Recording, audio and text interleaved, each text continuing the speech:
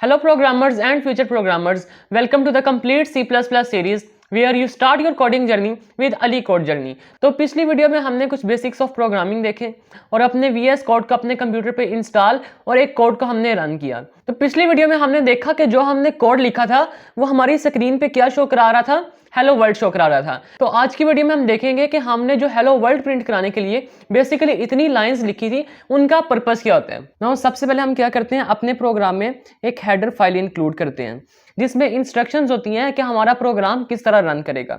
और यहाँ पे सबसे पहले हमारे पास क्या आया हुआ है, हैशटैग इंक्लूड आया हुआ है। किस लिए? कोई भी फाइल को इंक्लूड करने के लिए हम हैशटैग इंक्लूड इस्तेमाल करते हैं। इससे पहले हमने यूज किया हुआ है हैशटैग। अब हैशटैग क्या करता है, जिस स्टेटमेंट के साथ हैशटैग यूज होता है वो कंपाइलर को इंस्ट्रक्शंस देने के लिए यूज होता है, और जिन स्टेटमेंट्स के साथ हमारे साथ हैश इंक्लूड होता है वो स्टेटमेंट कंपाइलेशन से पहले रन होती हैं। सो बेसिकली हेडर फाइल्स क्या करती हैं, हमारे कंपाइलर को इंस्ट्रक्शन देती हैं कि हमारे प्रोग्राम में जो स्टेटमेंट्स लिखी हुई हैं इनका पर्पस क्या है। ये बिल्कुल इसी तरह कि आपके पास दिमाग तो है लेकिन अगर उसमें इंफॉर्मेशन ऐड की जाए तो आपका दिमाग सही तरीके से वर्क नहीं कर सकता। तो हेडर फाइल्स का भी यही पर्पस होता है कि हमारे प्रोग्राम में इंफॉर्मेशन ऐड करती हैं कि हर स्टेटमेंट का असल पर्पस क्या है। नाउ अब सेकंड पे हमारे पास आता है इंट मेन विच रिटर्न्स एन इंटीजर वैल्यू, और ये हमारे पास क्या होता है, बॉडी ऑफ द प्रोग्राम होता है। और जब कंपाइलर हमारे प्रोग्राम को कंपाइल करता है तो सबसे पहले वो मेन फंक्शन को ढूंढते हैं और मेन के अंदर जितनी भी स्टेटमेंट्स लिखी होती है उनको लाइन बाय लाइन एग्जीक्यूट करते हैं। अब हमारे पास जो थर्ड स्टेटमेंट है जो कि हमारे पास बेसिकली आउटपुट शो कराती है, ये हमारे पास किस तरह वर्क करती है। सबसे पहले हमारे पास यहाँ पे लिखा होता है standard C out. Now C out क्या करता है, tells the compiler that how your program speaks, कि किस तरह हमारा जो प्रोग्राम है वो टर्मिनल में शो किस तरह होगा। और उसके बाद जो अपना मैसेज है वो हम डबल कोटेशंस के अंदर लिखते हैं और यहाँ पे एंड पे हम क्या करते हैं, स्टेटमेंट टर्मिनेटर लगाते हैं। अब यहाँ पे हमारे पास सी आउट के साथ हमारे पास लिखा हुआ है स्टैंडर्ड। अब हमने मोर देन वन सी आउट इस्तेमाल करना हो, बहुत सारी स्टेटमेंट्स इस्तेमाल करनी हो, तो जरूरी नहीं कि हम यहाँ पे पीछे स्टैंडर्ड ही लिखें। तो अपने सेंटेक्स को शॉर्ट करने के लिए हम क्या करते हैं, जो एसटीडी लिखा हुआ है हम इसको शुरू में एक स्टेटमेंट ऐड कर लेते हैं जिसे कहते हैं यूजिंग नेम स्पेस स्टैंडर्ड। अब हम जब ये वाली स्टेटमेंट को ऐड कर लेते हैं तो हर सी आउट वाली स्टेटमेंट के साथ हमारे पास स्टैंडर्ड यूज करना कंपलसरी नहीं होता। इससे क्या होता है, हमारी जो स्टेटमेंट है वो शॉर्ट हो जाती है और हमें सिर्फ ये सी आउट ही ऐड करना पड़ता है ना। अब याद है कि C++ हमारे पास केस सेंसिटिव लैंग्वेज है।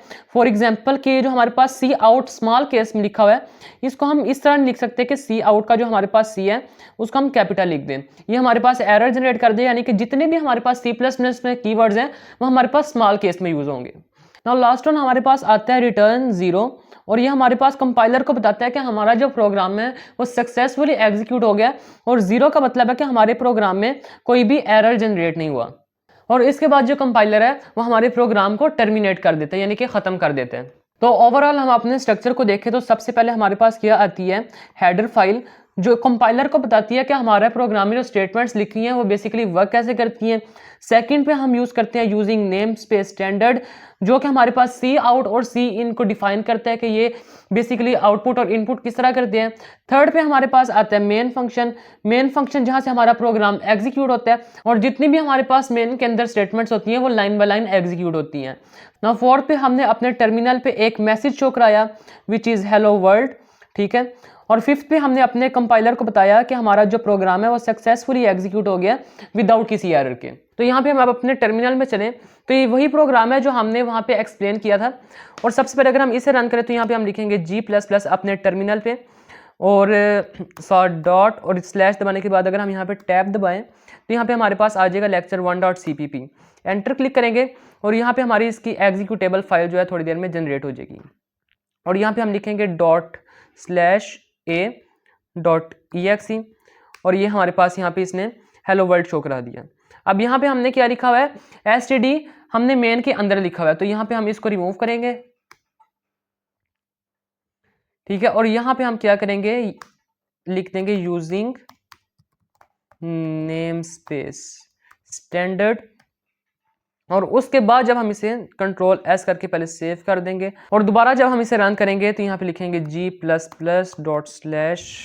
और अब हम इसे रन करेंगे ./a .exe और दोबारा से इसने अब यहाँ पे क्या हेलो वर्ल्ड शो करा दिया, लेकिन हमें दोबारा यहाँ पे std और साथ में 2 कॉलन लगाने की जरूरत नहीं है, हमारा सेंटेक्स क्या हो गया, शॉर्ट हो गया। तो आज हमने C++ का बेसिक स्ट्रक्चर देखा और देखा है किस तरह हमारी हर लाइन जो है एग्जीक्यूट होती है।